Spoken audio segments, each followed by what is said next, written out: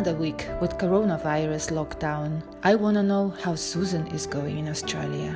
Hey, hello, Nara. Hi, Susan. Good to see you again. Good to see you again too. Yeah, how are you? Quite fine. I mean, second week here now that we have of the isolation. And as I said, the first week you consume with people sending around funny videos and it's quite lighthearted. And then this week I think, it's a bit strange. So I saw one today which was people that had dressed their toilet up like Donald Trump and the toilet was actually talking like Donald Trump. I think everyone's getting quite stir crazy in their homes at the moment. I think so, isn't it? Yeah, well, thank you for asking. It's getting really crazy, I must say. I'm getting a little bit, it's not about getting lonely or something. I wouldn't even say it that way because really there are many people to talk to, but I would love to go to the cinema. I really I have a night out and then going to the bar, so all those things, they're not there. And you don't know when it's going to be better. And we have to learn how to cope with the life afterwards. Yeah, there'll be some long-term impacts of this for many of us. But I think if we do work on ourselves now or be aware of what's going on for ourselves and mental state and thoughts and feelings, I think it's going to help then in the long term, perhaps not to have such a trauma, if you like.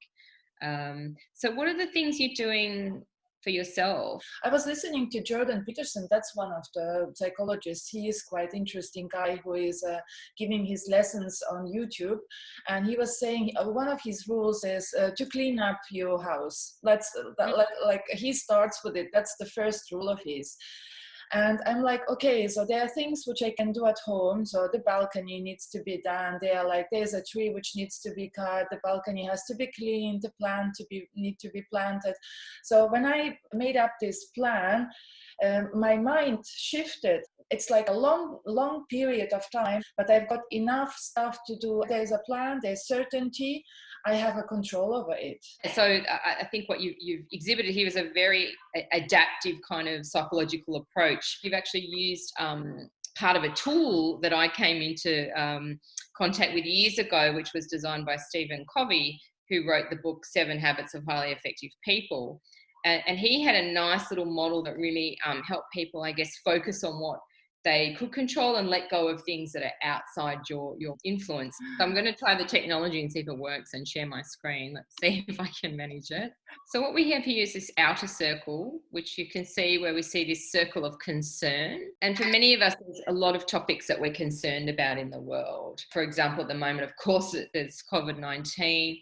But it could be topics like climate change or the fact that, people might be concerned now they might be going to lose their job, and they might not have financial security.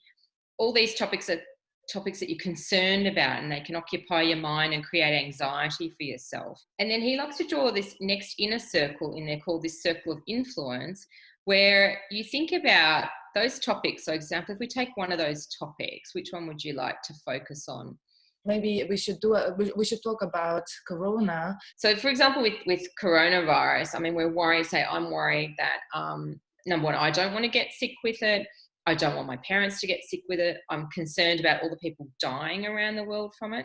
So when I look at those 3 topics, the one I can't really control is how many people die all around the world, and whereby I'm worried and upset about that. In a sense, I can put that aside and put my focus on the topics that I could do something about. So what can I influence? I can influence myself not getting virus. I can practice the hand washing. I can practice my social distancing, really strictly adhere to that. I can only go outside when I really need to my exercise or to get my essential shopping. I could probably even argue that's actually in that inner circle of my circle of control. I can control those factors. And that helps me to feel more secure. It takes away some of the anxiety, not completely. Yeah, that model I just find very useful for myself, even mentally have a check to say, is that something I can control? No, can I influence it? So that just kind of gives you a way of thinking and processing topics, which I find really helpful. That sounds encouraging.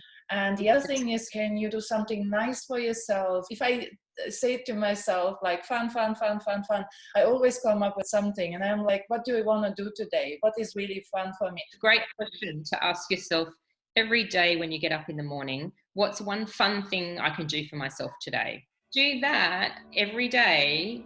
I think this will make things a little bit easier to handle. But there are also people who are risking their lives. What society am I going to be surrounded with after all here ended? The ones who are looking after themselves, they are not on the front, but they are helping to each other. They are sitting at home. But the other ones who are looking after the others, they are dead, you know. So, and who are you going to stay in this society with? That's my question.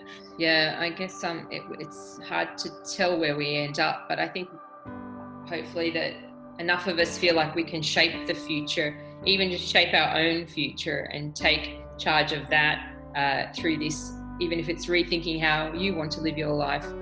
I think it's a good outcome, or hopefully a good outcome.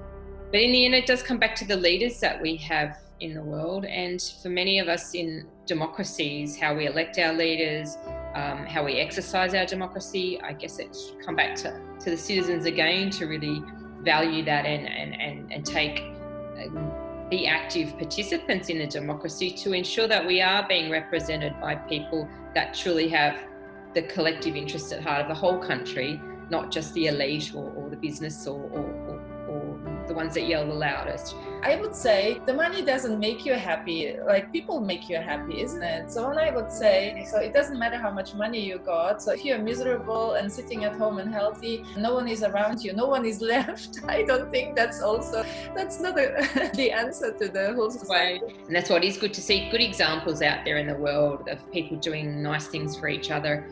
And I think that helps to cope as well. There's lots of bad news going on, but if you can balance it out with some of the uplifting stories out there and some of the humour that's going around, I think that can help balance your perspective as well.